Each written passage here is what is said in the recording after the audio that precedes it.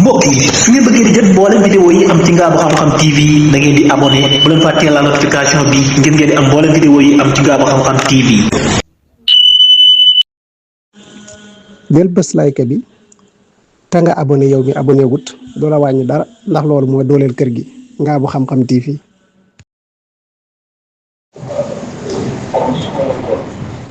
asalaamaaleykum wa rahmatullah waa Ngabou Xam-Xam TV maa ngi leen di nuyu di leen siyaare di leen ndokkeel seen mbokk la seen xarit Serigne Mbacke Lo Xasaayid Ngabou mbokk yi di leen indil waxtaan wi nga xam ne muy waxtaan wu am solo wi nga xam ne amoon na doon waxtaan wu mat a bàyyi xel doon waxtaan woo xam ne waxtaanu xam-xam la waxtaan wu bëri njëriñ kon nag ñoo ngi sàkku yéen ñëpp muy déglu rek nga teewlu njëlbeen gi ba jeex gi rawatina it émission bi ñu ci defoon te mu jiitu woon àndoon ceeg Serigne Cheikhouna Lo ambassadeur mbokk yi yàlla sunu borom dogal na muy nañ leen ko waxe woon le 6 bi passé tombeek talaata ñu nekkoon ci foofu nga xam ne mooy jaamihatul Moustapha muy université internationale al Moustapha bi nga xam ne moo nekk foofu ca Iran doon université bu mag boo xam ne ci njiit li nga xam ne moo ne ca kaw muy Seydul Xaaminayi ginnaaw yàlla it ki nga xam ne moom la jox liggéey bi mu yor ko te nga xam ne moo jiite jëmmi liggéey bi doon ki nga xam ne mooy docteur Ayatullah Habbasil doon mudir bi ba nekk ca Iran bu mag ba moom it ginnaaw bi nga xam ne amal nañ waxtaan yi moom moo tijji kaddu yi amal fa ay kaddu yoo xam ne kaddu yi am solo la waaye ginnaaw loolu nag ki nga xam ne mooy Serigne Cheikhouna Lo ambassadeur waxtaan fa akuk leeral akuk ubbi akuk jiital ci jiital gu am solo goo xam ne amal na ko ci jataay boobu noonu loolu nag bokk na ci muy xamle kan mooy imaamul Ali Zeynul Abidin loolu nag ci téeram bi nga xam ne moom moo ko bind muy as-Sahifatu Sujaadiya kon moom xamle ne kan mooy Zeynul Abidin loolu sax ku dem ci laaj yu njëkk yéen defoon ci émission bi jàlloon njëkk ñu dem ci bis boobu da nga ko gis mi ngi ci seen YouTube bi ku ko xool da nga ko ci gis incha allah ba tey it bokk na ci li nga xam ne it leeral na ko ci waxtaan woowu noonu waaye nag ginnaaw bi nga xam ne nag nekk nañ ci barab ba ngir war a amal mbir yi na mu dëppe woon na mu tëdde woon kon na ngeen bàyyi xel ne ñi ngi doon waxtaan ci kitaabu Sahifatu Sujaadiya ki nga xam ne moo ko bind di Zeynul Abidin di Ali ibnu Husayn Zeynul Abidin di sëtub Seydina Alin di sëtu yonent bi sallallahu alayhi wa sallam moom moomu nag waxtaan woowu ñoo ngi ko amoon ci jaamihatul Moustapha as Sénégali muy université al Moustapha bi nekk fii ci Sénégal fa lañ ko amale woon bokk na ci ki nga xam ne moo tijji waxtaan wa doon Ayatullah al Habbashi mooy mudiru bi nga xam ne moo jiite jëmmi université internationale al Moustapha ba nga xam ne moo nekk ca Iran moom moo njëkk a jëkkati ay kaddu muy kaddu yu am solo yoo xam ne leeral na ko ci doxinu xam-xam rawatina yi téere bi nga xam ne moom lañ doon waxtaane ak ki nga xam ne moo ko amal leeral ci lu bëri ak jaamihatul Moustapha ni muy doxe ak aw doxinam ci wàllu l'islam tasaare diine lu bëri moom leeral na ko ci moom mi nga xam ne mooy Ayatullah al Habbasi di mudir bi nga xam ne moo jiitee jaamihatul Moustapha international ginnaaw ba mu noppee nag Serigne docteur Serigne Souhaïbou Kébé moom it yëkkati na fa ay kaddu xamle kan mooy Serigne Cheikhouna Lo mi amal pirim téere bi ci làkku wolof waxtaan lu leeral ci lu bëri jaar-jaar yi diggante Serigne Touba ak xam-xam diggante Serigne Touba maanaam diggante yoonu murit ak Iran seenu amlante ak seenu doxalin muy waxtaan wa am solo woo xam ne amal nañ ko fa leeral ci lu bëri moom mi nga xam ne mooy docteur Serigne Souhaïbou Kébé leeral na fa lu bëri ci waxtaan yooyu waaye nag mi ngi ko amale ci làkku arab même docteur Ayatullah al-Habbashi moom it waxtaanam mi ngi ko amal ci làkku arab keneen bi mu noppee nag ki nga xam ne mooy docteur Mohamed Housseynou Rafihi as Sénégal yi doon mudiru Sénégal bi ki nga xam ne moom moo jiite jaamihatu al Moustapha bi nekk fii ci Sénégal moom it jël na kàddu leeral lu bëri wax dëgg yàlla ci jataay ba moom it ci làkku arab waaye ki nga xam ne mooy maa ngi am sax lu may fàtte muy ki nga xam ne mooy mudir bi nga xam ne moo jiite muy Ayatullah al Habbasi maanaam kàddoom mi ngi ko waxee ci làkku perse moom ci làkku perse la doon wax muy ci làkku waa Iran laa bëgg a wax ne arab ci làkku waa Iran ci la wax Serigne Souhaïbou Kébé wax ci làkku arab waaye moom mi nga xam ne it mooy Mohammed Hussein Rafihi di mudir bi moom it ci làkku arab la wax waaye ginnaaw ba nga xamee ne nag noppi na ñu jox nag docteur Serigne Cheikhouna Lo ambassadeur Serigne Cheikhouna Lo ambassadeur ñëw waxtaanu faram fàncewu ci làkku arab ak ci làkku wolof xamle téere bi xamle kan mooy as-sujaadiya as-sujaad maanaam kii nga xam ne mooy Seynul Abidin Seynul Abidin muy Huseynu ibnu Halliyu Seynul Abidin waaw Halliyu ibnu Huseynu laa bëgg a wax di doomi Seydina Huseynu ñu gën koo xam ci Seynul Abidin xam ko ci it as-sujaadiya muy lu am solo loolu nag doonoon bis boo xam ne bis bu taaru la ci diggante Sénégal ak Iran ci wàllu diplomatie doon bis boo xam ne bis bu taaru la it ci diggante al muridiya muy yoonu murid ak ñi nga xam ne mooy Iran ci xalaaqa boo xam ne am na seen diggante tam doon jàppoo gu dëgër goo xam ne sunu borom dogal na ko ci seen diggante loolu nag Serigne Cheikhouna Lo leeral na ci lu bari tàmbalee ko ca bi nga xamee ne seen njiitu réew moomu ñëwoon na fi ci jamonoy Ayatollah Khomeini nga xam ne bi mu fi ñëwee ci bisu Ousseynou bi nga xam ne dafa amoon fii Sénégal moom mu ñëwaale ci kon loolu day wane kon mu doonoon bis boo am solo bokk na ci li nga xam ne Serigne Cheikhouna Lo leeral na ko ci seenu amlante ci ki nga xam ne moom bokk na ci ki nga xam ne lu ci bëri ci diggante xalaaxa bi am ci diggante Sénégal ak Iran moom moo ko dox muy Ayatullahi Rafsanjani Serigne Cheikhouna leeral na ci ba leeral ci ambassadeur bi nga xam ne moom bokk na ci ñu joxe woon ndigal te mu juge fi kii wutu ko fi nga xam ne àndu gu rafet gu dëggu ba téere boobu nag tey doon téere boo xam ne def nañ ko ci làkku wolof Serigne Cheikhouna Lo amal ko ñu présenté ko da ngeen ko gis ci image yi bu tàmbalee incha allah muy waxtaan yu am solo yoo xam ne képp ko xam-xam yitteel wala nga bëgg a xam diggante Iran Sénégal bu mu la raw na nga ko teewlu mbokk yi waxtaan yi am na solo lool kon nag ñi nga xam ne ñoom ñooy kilifay jataay ba bokk na ci docteur Serigne Cheikhouna Lo ambassadeur moom mi nga xam ne moo bindoon téere bi ci làkk wolof doon ko présenté bokk na ci docteur Serigne Souhaïbou Kébé moom mi nga xam ne moo amal waxtaan ci leeral kan mooy Serigne Cheikhouna ak diggante yoonu murid ak Iran ak diggante Sénégal ak kii Iran ci seen doxalin seenu xalaax ak jàppaloo goo xam ne jàppalante nañ ko moom Serigne Souhaïbou Kébé moo ko amal waaye nag moo amal ko ci làkku arab waaye docteur Mohammed Hussein Rafihi mi nga xam ne moo nekk fii ci Sénégal moom it yëkkati na ay kaddu ci làkku arab diggante maanaam ñoom seen liggéey seen doxalin ci wàllu xam-xam ak rawatina it diggante jàppaloo gi nga xam ne mooy am ak rafetal gi ak yi am ci diggante réew yi rawatina diggante ak Sénégal rawatina it Serigne Cheikhouna mi nga xam ne moom moo jox yitte juree jooju noonu ci wàllu xam-xam bokk na ci it ki nga xam ne it yëkkati na ay kàddu muy Ayatullah Habbasi di mudir bu mag bi nga xam ne nag moo jiimee jaamihatul Mustafa waaw international moom it yëkkati ay kàddu ni ñu ko waxee woon sànq ci làkku perse waaye bokk na ci it kilifa gi nga xam ne nag mooy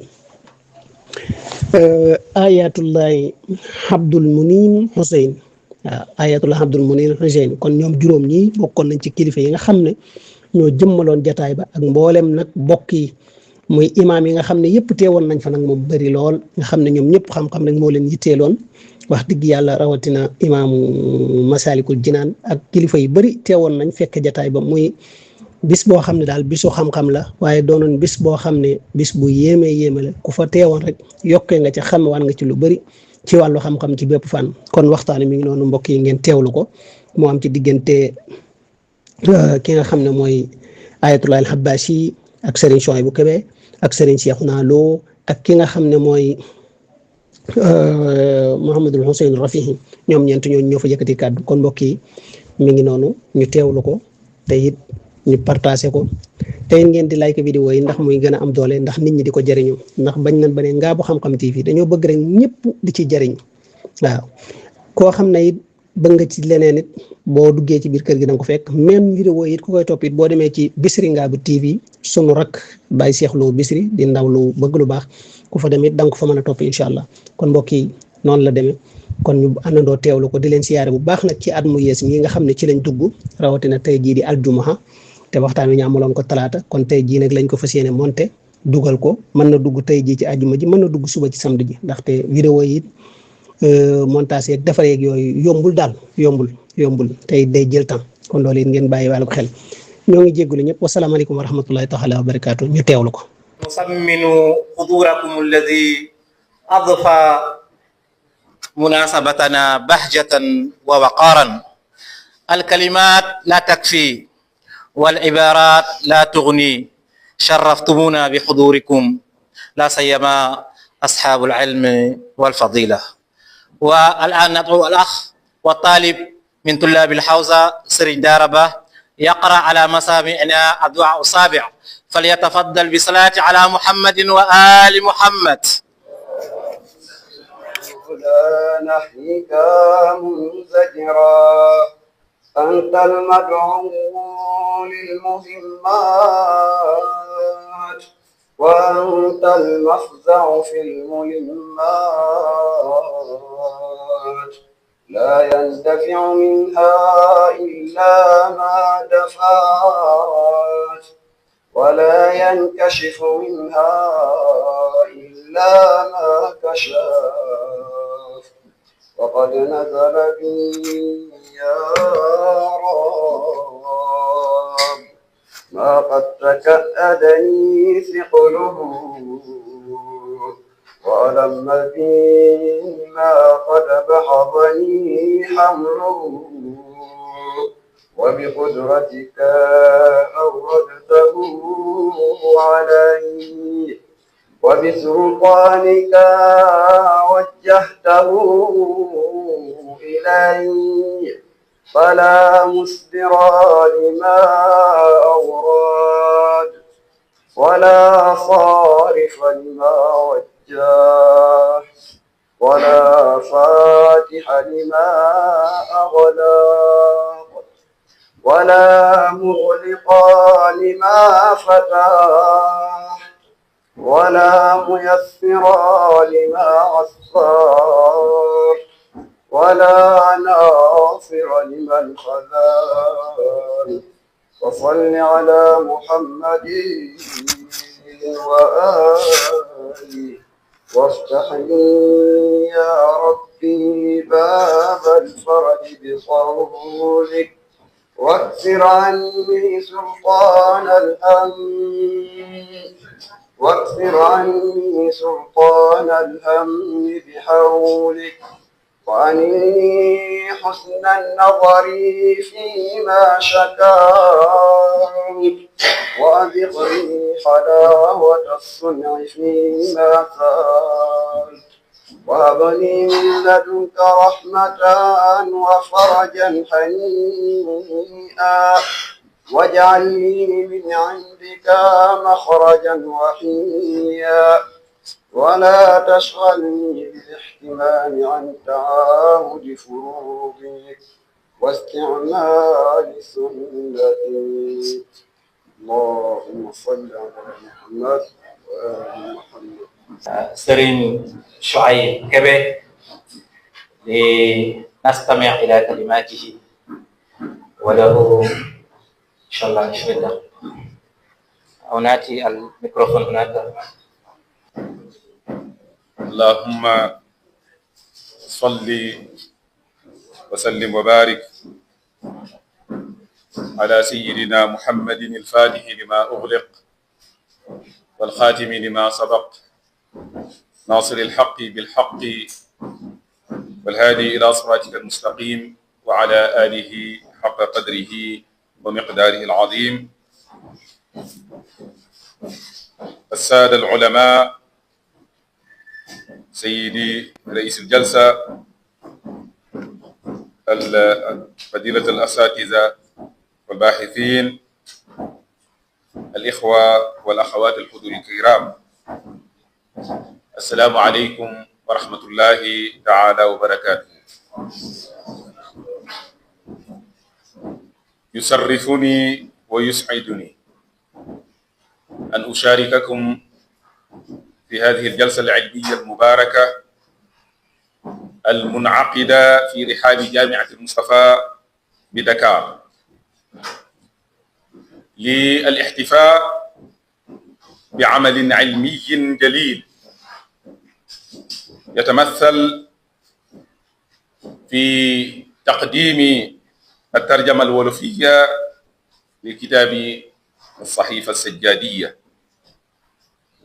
التي أنجزها الأستاذ الفاضل وابن الخالة الكريم فضيلة الشيخ الدكتور شيخ نالو حفظه الله تعالى وبارك في علمه وعمله.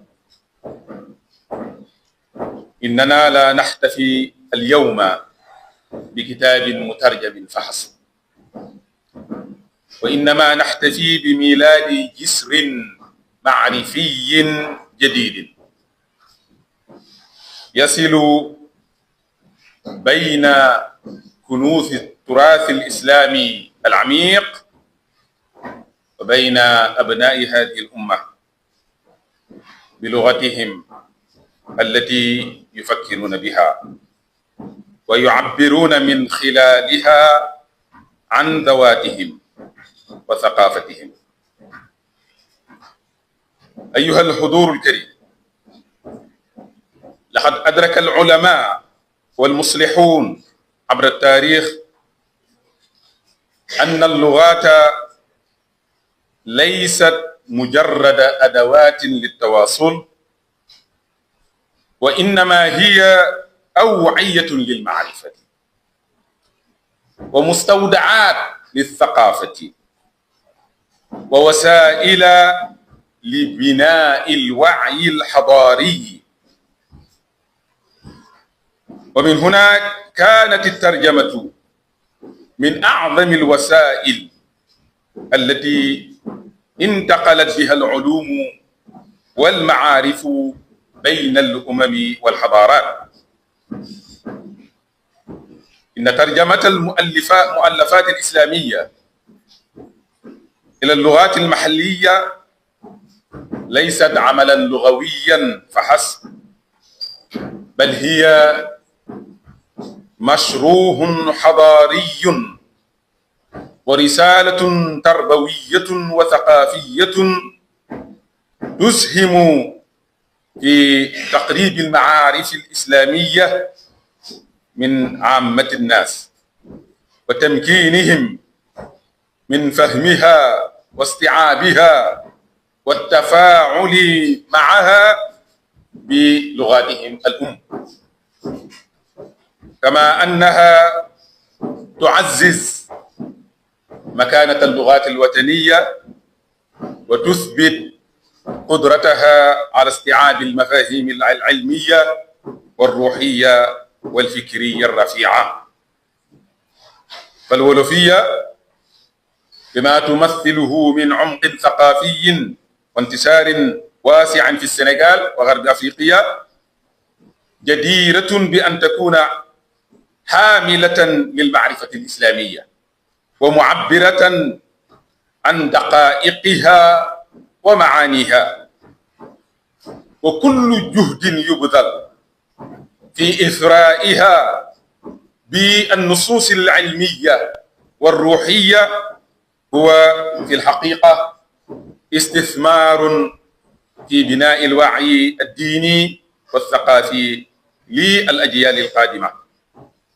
الحضور الكريم، إن الكتاب الذي نحتفي به اليوم وهي الصحيفة السجادية من أعظم الآثار الروحية في التراث الإسلامي، ولقد اشتهرت بين العلماء باسم زبور آل محمد عليه الصلاة والسلام لما حوته من معارف إيمانية رفيعة ومضامين تربوية وأخلاقية وإنسانية عميقة.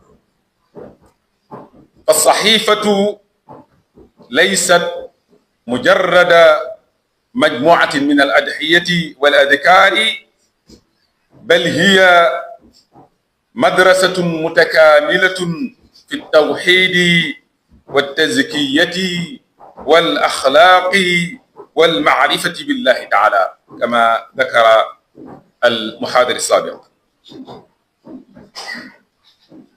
وهي تقدم للإنسان المسلم تصورا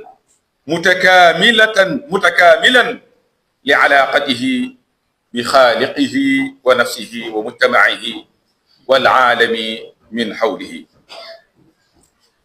ومن هنا تتجاوز أهمية هذا الكتاب الانتماءات المذهبية الضيقة ليصبح تراثا روحيا وإنسانيا يستفيد منه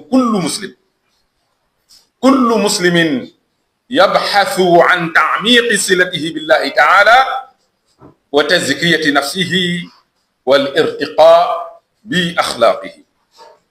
ولذلك فإن الطرق الصوفية بوجه خاص تجد في الصحيفة السجادية معينا ثريا من معاني الذكر والتضرع والافتقار إلى الله تعالى، ومن التربية على الإخلاص والمحبة والعبودية الخالصة. فالصحيفة تنتمي إلى ذلك التراث الروحي الإسلامي الذي يجعل القلب محور الإصلاح ويجعل معرفة الله تعالى غاية السير والسلوك. ولذلك نحن الطرق الصوفية في السنغال بغض النظر عن الزاوية نحن جميعا ننتمي إلى هذا التراث وندعي انتماؤنا إلى الصحيفة السجادية لأنه يمثل جزءا أصيلا وجوهريا من التراث الصوفي.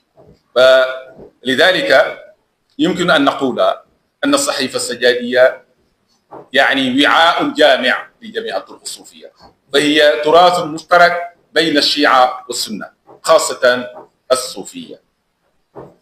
أنا أتذكر يوما مولانا شيخ منتقى أرسل إلي قبل أن يكون الخليفة صندوقا كبيرا مملوءا بالصحف بالكتب، فجاء أحد مساعدي واسمه مصطفى جن، هو الآن أمين المكتبة في دار المنن. هناك مكتبة كبير جدا غنية بالتراث الإسلامي وكتب جميع الكتب ملايين أو آلاف مؤلفة اشتراها كل شيخ وبناها مكتبة ضخمة جدا في قباء، وهذا هو الأمين. فجاء ففتحت فوجدت فيه كثير من التراث الشيعي، أغلبه تقريبا كله كان فيه أظن إذا لم تخني الذاكرة أن فيه كان الصحيفة السجادية، وبلا شك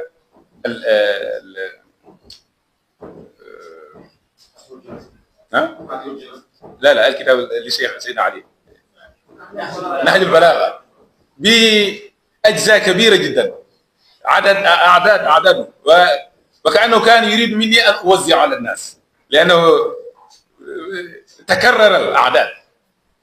إذن هذا دلالة على أن نحن كطرق صوفية نجد أن صلتنا إلى الله تعالى بالأذكار والأدعية كلها متجسد في هذا التراث لآل البيت عليهم أفضل الصلاة والتسليم.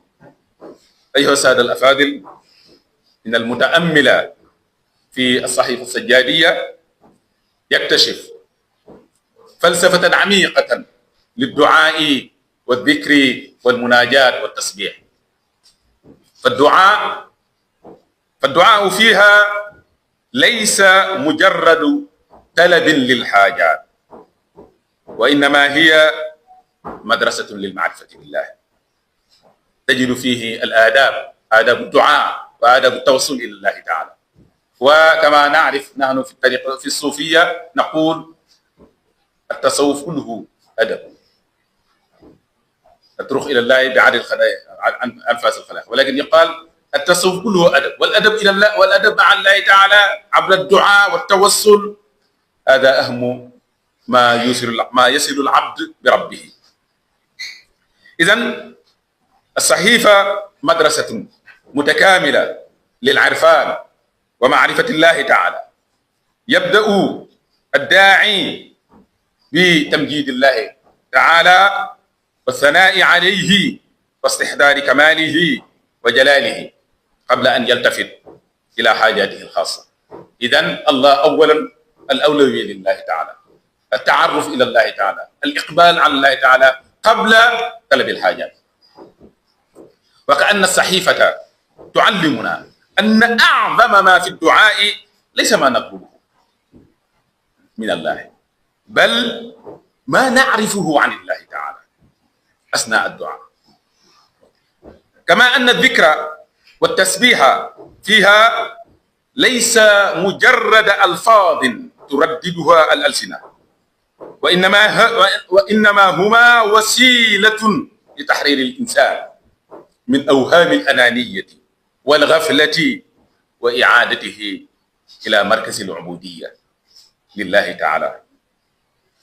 فالإنسان في الرؤية السجادية يبلغ كماله عندما يدرك فقره إلى الله تعالى. يا أيها الناس أنتم الفقراء إلى الله والله هو الغني الحميد. ويبلغ حريته الحقيقية عندما يتحرر من عبودية نفسه وشهواته وأهوائه. ومن هنا يتحول الدعاء إلى فعل معرفي وأخلاقي وروحاني يعيد بناء الإنسان من الداخل، ويجعل قلبه أكثر صفاء ونفسه أكثر تواضعا وسلوكه أكثر استقامة. إذن هذا ليس فقط يعني طلب أناني من الإنسان لله، ولكن تحول ذاتي، تقرب إلى الله تعالى، الارتفاع من حديد الأنا إلى معالي الإشراق العرفاني. أيها الحضور الكريم، وإذا كان هذا العمل الذي نحتفل به اليوم يستحق الاحتفاء، فإن صاحبه دكتور شيخنا يستحق منا كلمة وفاء وشكر وتقدير. فالشيخ بما عرف عنه من جدية علمية وغيرة على المعرفة الإسلامية واهتمام بالثقافة المحلية وخاصة اللغة الولفية، يقدم من خلال هذا الإنجاز خدمة جليلة للثقافة الإسلامية وللمجتمع السنغالي. فكان جديرا بوزارة الثقافة السنغالية أن يحتفي بهذا العمل. وأنا ليس أول مرة عملت معه، فقد ذكرته الآن للأستاذ يوم كنت مستشار الشؤون الدينية في الوزارة. كان هناك مشروع متحف السيرة النبوية الذي تجدونه الآن في قرب جراند تياتر. هناك أنا كنت مشرفا على المشروع، وفيه مثلا هم أنتجوا كثير ما شاء الله، وثائق كثيرة جدا بالعربية حول الرسول في كل شيء،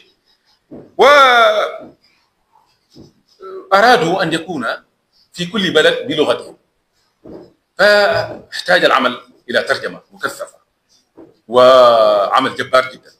فاخترت عليهم الشيخ، ليس لأنه هو يجمعنا قرابة، ولكن لي ما له من كفاءة. فهذا ليس أول عمل. أنتم تعرفون جيد أو كثير من البيوت المسلمين في السنغال عندهم يعني صحيفة مترجمة إلى الولفية من زمان، وتبعته الجماهيرية في ليبيا تبعوه، ولكن المشكلة أن الحروف هم سموه خط الحرف القرآني. نعم، ولكن ليس بطريقتنا، لذلك كثير من الناس لا يفهمونه. ولكن ترجمة رائعة. وأظن أن أيضا تم ترجمته إلى الحروف اللاتينية. أنا وجدت هذا العمل كان فوق الروعة. أنا إذا قلت لك أنا يعني متخصص في الولوفية، أنا والشيخ يعرف جيدا، إذا قلت أن هذا العمل جيد فلا شك أنه جيد، لأن الهند لنا أكاديمية معه ومع أخي كان من شيخ عبد القادر من كبار يعني الحركيين في هذا المجال. عندنا مشروع لترجمة النصوص الإسلامية وكل نصوص لنهدى باللغة الولفية، ولكن وجدت أن الشيخ من أكبر وأكثر الناس حماسة وإنتاجا وإثراء في هذا المجال، ولذلك خصصت له هذا العمل في لترجمة هذا متحف السيرة النبوية، فقام بعمل جبار. إذن هذا ليس أول عمله، عمل مع كثير من المؤسسات الإسلامية في السنغال وفي العالم العربي، هذا كنا ننتظره جدا، وأظن إن شاء الله سيكون فيه نهج البلاغة ومزيد، وأيضا كتب إمام. وأنا من محبي العلامة طباطبائي، أنا أقرأ كثير كتبه في التفسير وفي العرفان، وأظن أيضا هذا سيكون له نصيب. ولما لا أيضا كتب القائد المفضل الذي انتقل إلى جوار ربه، وأيضا كتب الإمام الخميني رضي الله تعالى عنه أجمعين وقدس أسرارهم. لقد نجح الشيخ في نقل نص روحي عميق من فضائه اللغوي الأصلي إلى الفضاء الولوفي، محافظا على معانيه وأبعاده التربوية والروحية، ومضيفا بذلك لبنة جديدة إلى صرح التأليف والترجمة باللغات الوطنية. إن أمثال هذه الأعمال تسهم في إثراء اللغة الولوفية بمفاهيم إسلامية جديدة، وتمنحنا القدرة على استيعاب المعاني العقدية والتربوية والروحية الدقيقة، وتفتح أمام الباحثين والطلاب والقراء آفاق أوسع للتفاعل مع التراث الإسلامي. وله منا خالص الشكر والتقدير، ونسأل الله تعالى أن يجعل هذا العمل في ميزان حسناته، ويبارك في عمله وعطائه، وأن يوفقه إلى مزيد من المشاريع العلمية التي تخدم الإسلام والمسلمين وتثري الثقافة الوطنية وتنشر النور والمعرفة. والسلام عليكم ورحمة الله وبركاته. وأحسنتم كثيرا يا شيخ شعيب كبير، أكثركم تعرفونه والمستشار السابق لوزير الداخلية السابق في حكومة مصر، وهو عالم جليل. أنا عندي صديق يعيش في فرنسا، يعني منذ أن كنا صغار كنا معا، يوما كنا نتكلم وكان يقول لي عندي أستاذ جيد في علم الأصول. قلت له من هو؟ اسمه فارلو صحن، وهذا صديق. فقال لي عندي أستاذ جيد جدا في علم الأصول. قلت له من هو؟ والله إذا ذكرت اسمه أنا أعرفه. قال لي سيد شعيب كبير. قلت له سيد شعيب كبير الذي هو مستشار الوزير؟ قال نعم وأنا أعرفه. ويوما تكلمت معه حول هذه القضية، وهذا صديقي منذ أن كنا صغار، أنه يعيش في فرنسا، وهكذا يعني هو عالم جيد جدا جدا جدا. رافعي المحتفى به سماحة الشيخ شيخنا له، أصحاب الفضيلة والسماحة والإخوة والأخوات، السلام عليكم جميعا ورحمة الله تعالى وبركاته. أعوذ بالله من الشيطان الرجيم. بسم الله الرحمن الرحيم. الحمد لله رب العالمين كما هو أهله، والصلاة والسلام على أشرف الخلق وأعز المرسلين سيدنا ونبينا محمد وعلى آله الطيبين الطاهرين وأصحابه الكرام المنتجبين.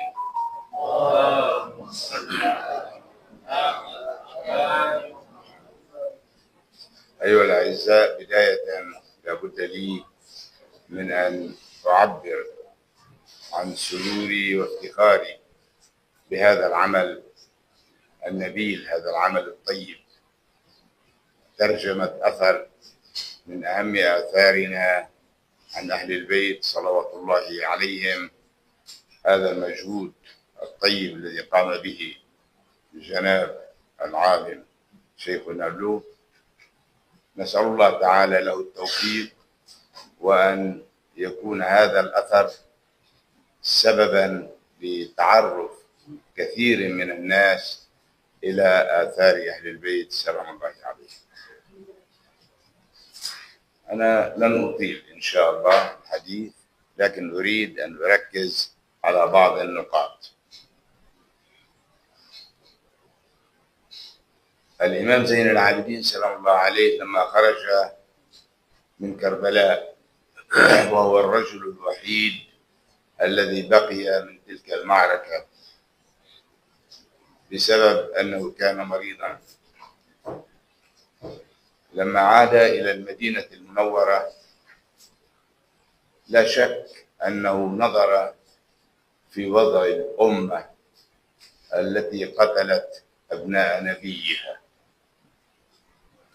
كان وضع شاذ، وضع غريب، أمة تعتدي على نبيها بهذه الصورة البشعة، فتقتل ذريته الطاهرة الذين أوصى بهم القرآن وأوصى بهم رسول الله.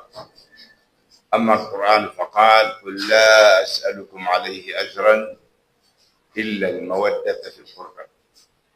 وهنا ملاحظة، وأنتم السادة العلماء، أنا الآن أتكلم كأني ناقل التمر إلى هجر كما يقال، لكن أذكر أن القرآن الكريم لما تعرض إلى ما تحدث به الأنبياء وما خاطب به الأنبياء أقوامهم، كلهم يقولون: لا نريد منكم أجرا ولا شكورا. ما في نبي يقول أنا أريد الأجر على عملي.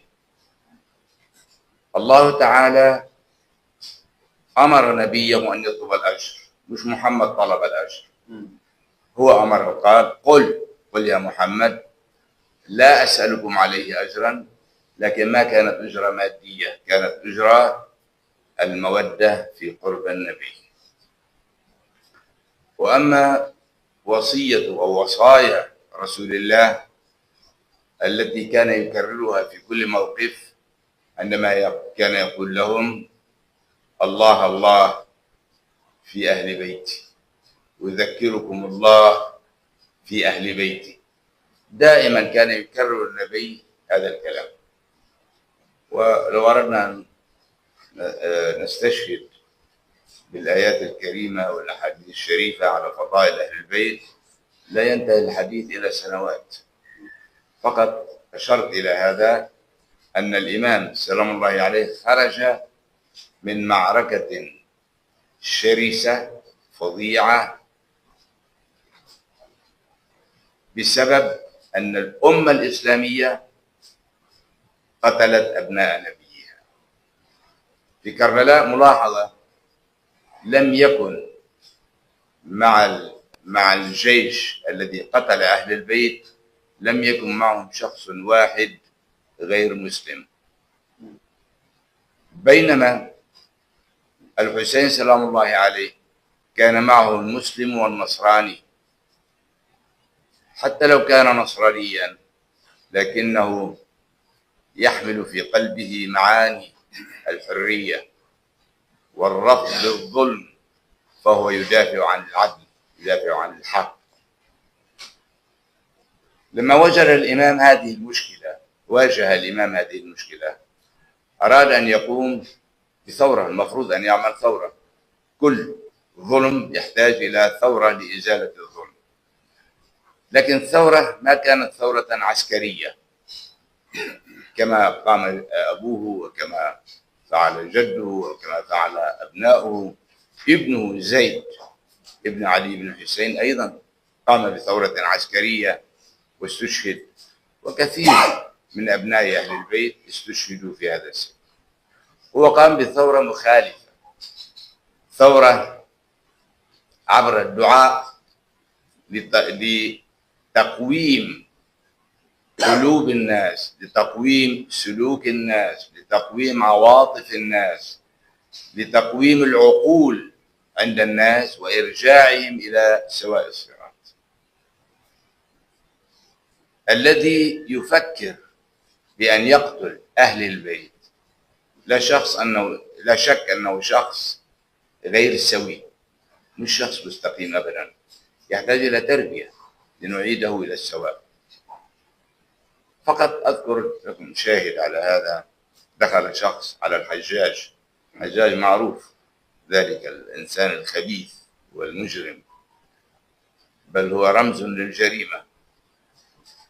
دخل شخص قال له: أيها الأمير أعطني مالا. قال: أعطيك مالا لماذا؟ ما المبرر؟ قال: لأني أنا من قبيلة ما كان منها مع علي بن أبي طالب يوم صفين إلا رجل واحد ولا نعلمه إلا رجل سوء، وكان منا مع أمير المؤمنين معاوية بن أبي سفيان 700 رجل.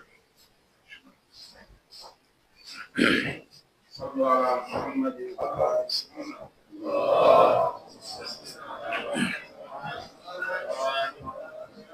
فقال الحجاج: منقبة والله، جعلها منقب.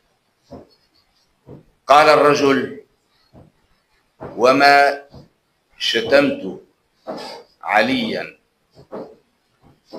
والحسن والحسين إلا وأضفت إليهم أمهما فاطمة.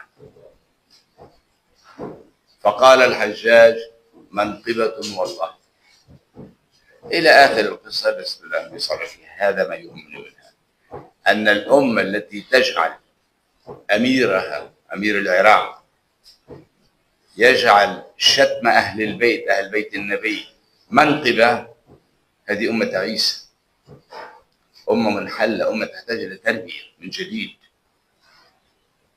وأقول تربية من جديد لأن من أهم شعائر الإسلام نسيها الناس في ذلك الوقت، في ذلك الوقت المبكر نسيها الناس.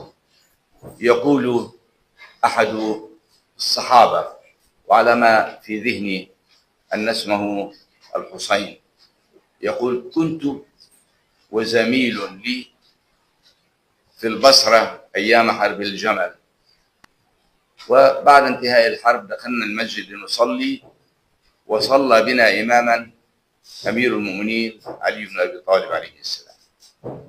يقول: لما انتهى من الصلاة نظر إلى زميله وقال له: لقد ذكرنا هذا الرجل بصلاة صليناها خلف رسول الله. ذكره بصلاة صلاها خلف رسول الله، يعني أنه حتى شكل الصلاة عند المسلمين كان قد تغير بكلماتها وألفاظها وأساليبها وأوقاتها، وأشياء كثيرة تغيرت. فالإمام إذن أراد أن يصلح هذا الإعوجاج الموجود عند المسلمين. طيب، هذا الإعوجاج تمثل بأشياء كثيرة، أولها سوء الخلق.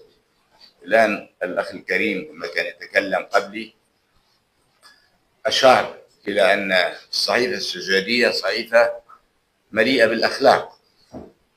صح، هي صحيفة مملوءة بالأخلاق لإصلاح أخلاق المجتمع في ذلك الظرف.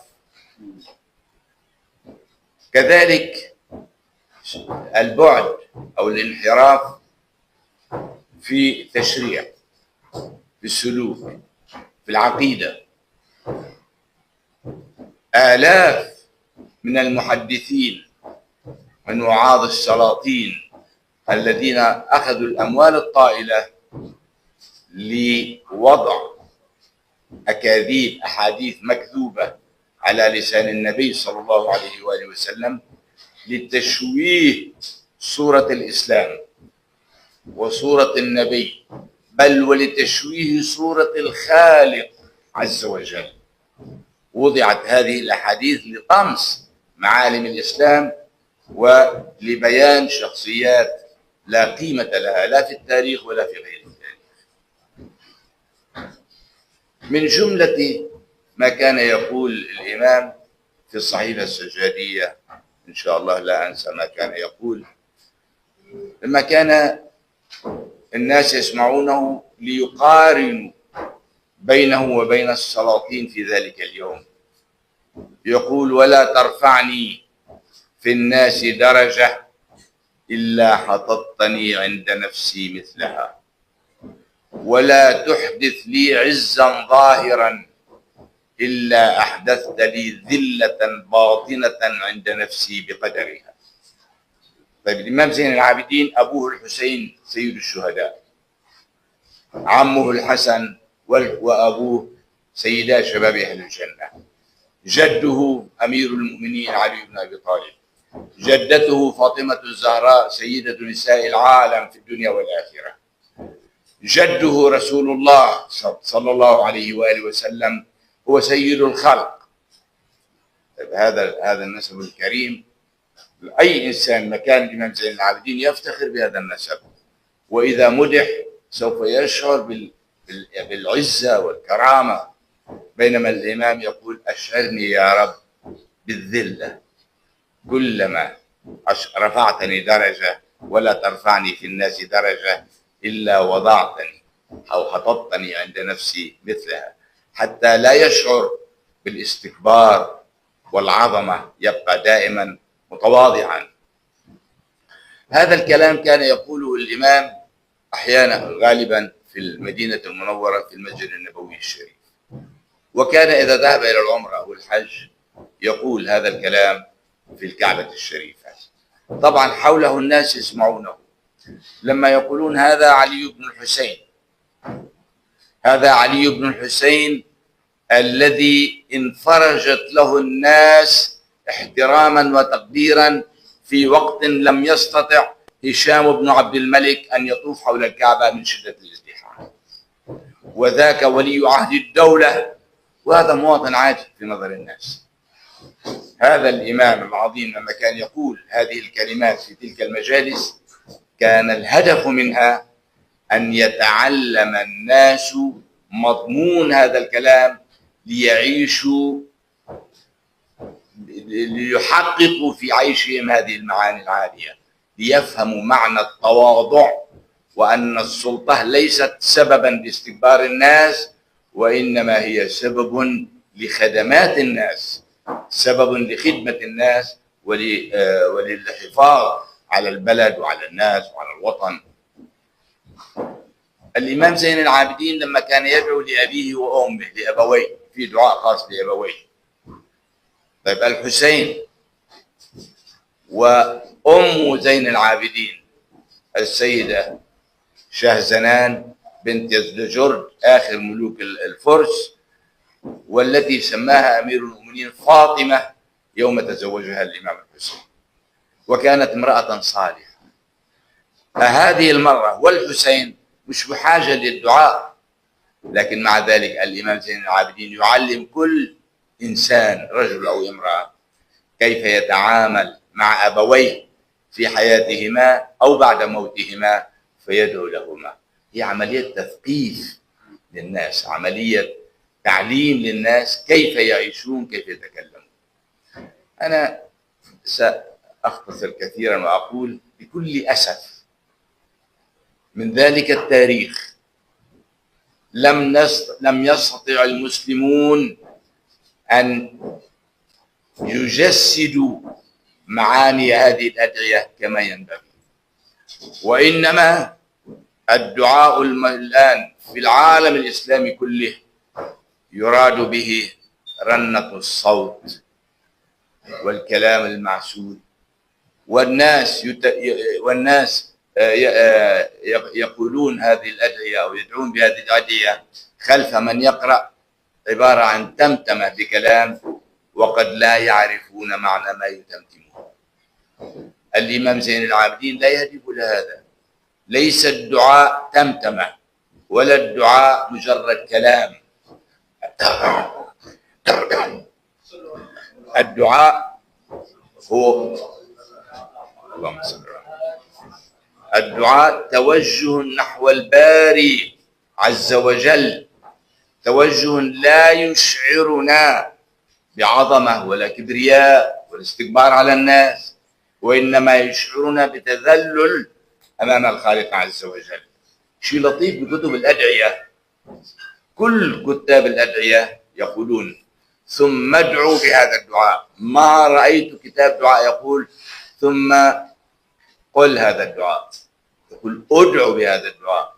تدعو يعني أولا تفهم المعنى وتجعل المعنى كأنه مراد لك، شو شعورك، وتعبر عن هذا الشعور بهذه الكلمات. من جملة ما أستغرب على قراء الأدعية رفعهم الصوت العالي جدا بالدعاء. أذكر هؤلاء بكلمة قالها رسول الله صلى الله عليه وآله وسلم لما مر على قوم من الصحابة أصحاب النبي كانوا يدعون الله تعالى بصوت عالي، فقال لهم رسول الله لا ترفعوا أصواتكم فإنكم لا تدعون أصم. الله تعالى ليس أطرش مش أطرش، ليس أصم. الله تعالى يسمع ما تفكر فيه في نفسك دون أن تتحدث به بلسانك. الناس أخذوا القشور وبدأوا يصيحون بالدعاء وقد لا يعرفون معنى الدعاء. أنا تحركت لهذه النقطة لأذكر السادة العلماء الشيوخ الأفاضل الذين هم الآن قادمون على جيل بعيد عن الدين ومرام الدين، أذكرهم ليعلموا الناس يربوا الناس على هذا النهج الصحيح للعودة إلى فهم الدين، وأن ندخل إلى لب الدين ونأخذه ولا نكتفي بالخشوع. مرة أخرى أقدم تهاني الحارة لجناب العالم الفاضل شيخنا له على هذا الإنجاز الطيب، وأسأل الله تعالى أن ينفع به أمتنا وكل من سيقرأ الصحيفة السجادية بلغة الألف يكون ثواب دعائه بمقداره له وبمقداره يكون للمترجم إن شاء الله، فأنت لك الثواب الدائم إن شاء الله إلى يوم القيامة. أسأل الله تعالى أن يحفظك ويرعاك وأن يحفظ جميع الإخوة الحاضرين، ولا أنسى أن أشكر أيضا صاحب الدعوة هذه الدعوة الكريمة سماحة العلامة الفاضل مدير هذه الجامعة سماحة الشيخ محمد حسين رافعي. أسأل الله تعالى لكم جميعا التوفيق والسداد، والسلام عليكم ورحمة الله وبركاته.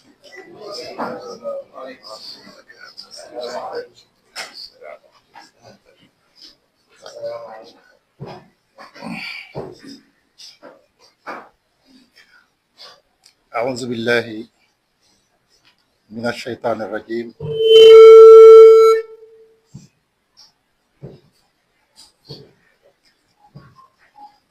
أعوذ بالله من الشيطان الرجيم. بسم الله الرحمن الرحيم. الحمد لله والصلاة والسلام على المبعوث رحمة للعالمين وعلى آله وصحبه وخديمه ومن تبعهم بإحسان إلى يوم الدين.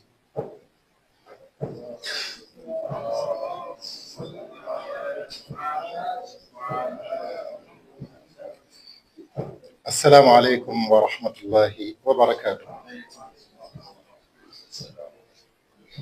أيها الحضور الكرام، ممثلي الدولة السنغالية، ممثلي الدولة الجمهورية الإسلامية الإيرانية، سعادة الدكتور الشيخ محمد حسين الرافعي، عميد جامعة المصطفى العالمية فرع دكار، سماحة آية الله دكتور الشيخ عباس دام ظله، رئيس جامعة المصطفى العالمية في مدينة قم، سماحة آية الله الشيخ عبد المنعم زين دام ظله، الخليفة العام لأتباع آل البيت أيده الله ونصره، سماحة الأستاذ الدكتور الشيخ شعيب بوكبة، المفكر المؤلف الإسلامي، أحييكم باسمي وباسم الوفد المرافق لي من توبا ونغابو، الشيخ شعيب بوكبة والشيخ محمد عبد الله مبكي، ممثل الشيخ خادم لو إمام مسجد الجامع مسالك الجنان، وسرين باكي لو وباي شيخ لو وصحنا مجد لو. ونحييكم باسم الشيخ محمد المنتقى الخليفة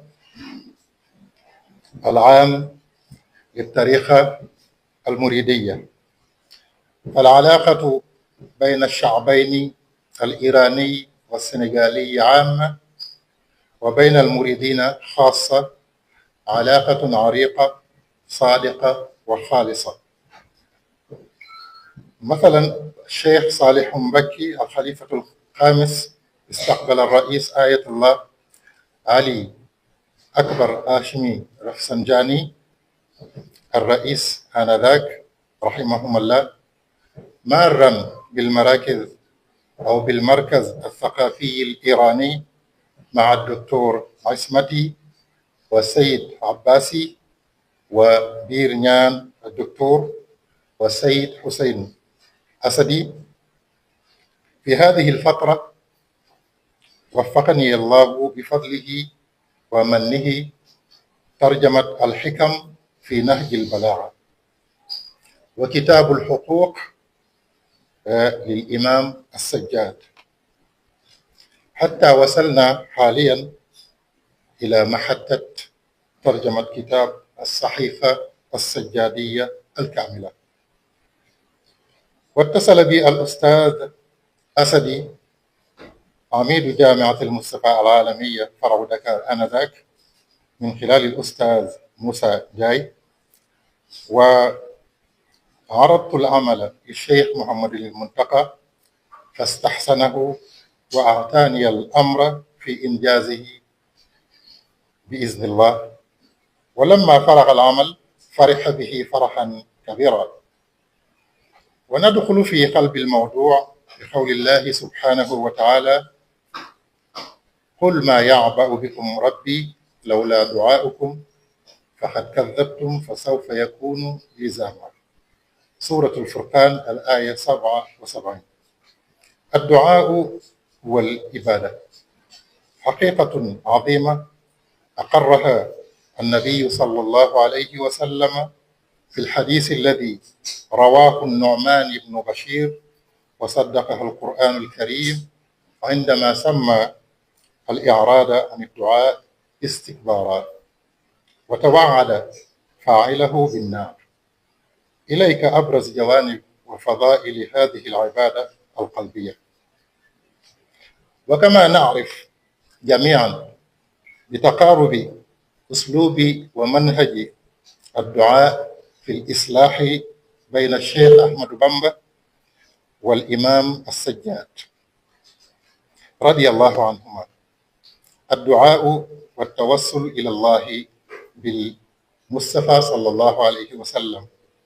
قال الشيخ عمر الخديم في إحدى كتاباته: حمدا لمنزل الدنا والداء ومنزل الشفاء والدواء، من أمر العباد بالدعاء ليدفعوا به عن البلاء. وقال الإمام السجاد في خلواته ودعواته: ربي أفحمتني ذنوبي وانقطعت مقالتي، فلا حجة لي فأنا الأسير ببليتي المرتهن بعملي.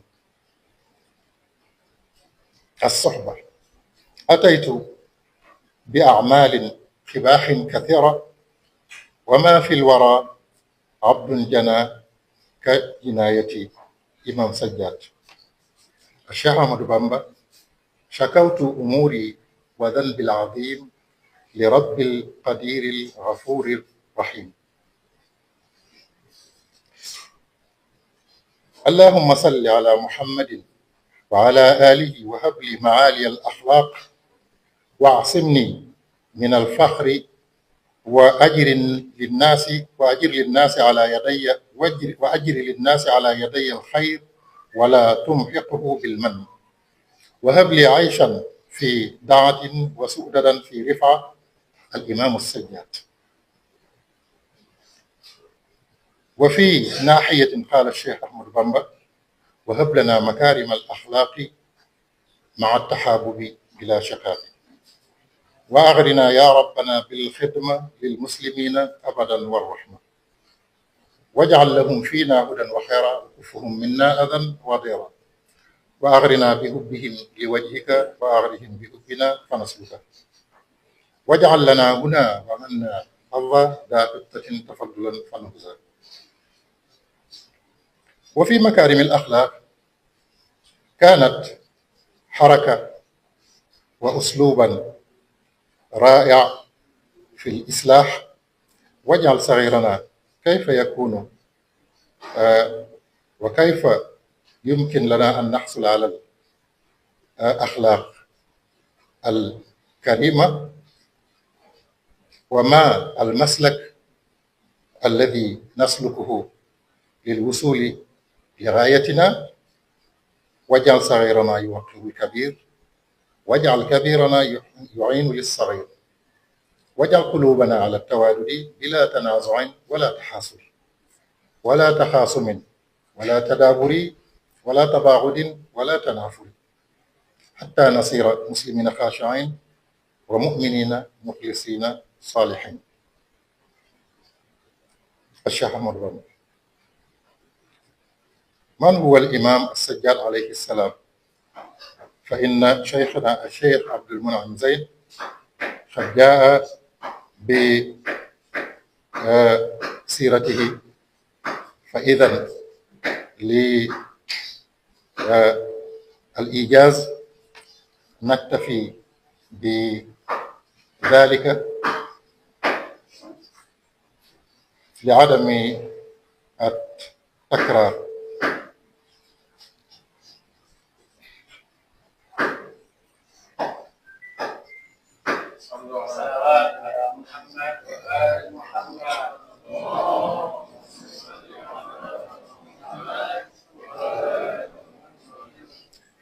ومما قال العلماء في الصحيفة السجادية: إنجيل أهل البيت، لأنها صحيفة روحانية كاملة لا تنضب. والترجمة هذه قد تكون مفيدا للغة الولوفية كما جاء به الشيخ شعيب كبه والمستعملين بها. وفي الختام ندعو الله أن يرحم الشهداء القائد ويؤيد ويحفظ وينصر القائد السيد آية الله المجتبي الخامنائي وكل من يجري مجراهم من العالم الإسلامي، وأن يكف الله المنتقم العزيز الجبار البررة عن ظلم وظلمات الكفرة الفجرة، ويشغلهم عن فسادهم. تقبل الله منا ونفعنا ببركات سيد الساجدين عليه السلام. وأشكر جميع الإخوة الذين ساهموا في إنجاز هذا العمل الجليل وبذلوا النفس والنفيس، والحاضرين الذين أخذوا من وقتهم الثمين للمشاركة معنا في هذه المناسبة. السيد الدكتور حسين أسدي جامعة المصطفى، السيد موسى جاي جامعة المصطفى، الأستاذ حضرامي، والشيخ حامد جالو، الشيخ شريف بارو، الشيخ طالبوية لو، الشيخ الدكتور شعيب كبه باحث ومفكر إسلامي، الشيخ محمد عبد الله مكي ممثل الشيخ خادم لو إمام مسجد مسالك الجنان. السلام عليكم ورحمة الله وبركاته. mbokk yi su ngeen bëggee di jot mboolem vidéo yi am ci Ngaabu Xam-Xam TV da ngeen di abonné bu leen fàttee la notification bi ngir ngeen di am mboolem vidéo yi am ci Ngaabu Xam-Xam TV. del bés like bi te nga abonné yow mi abonné wut doo la wàññi dara ndax loolu mooy dooleel kër gi Ngaabu Xam-Xam TV.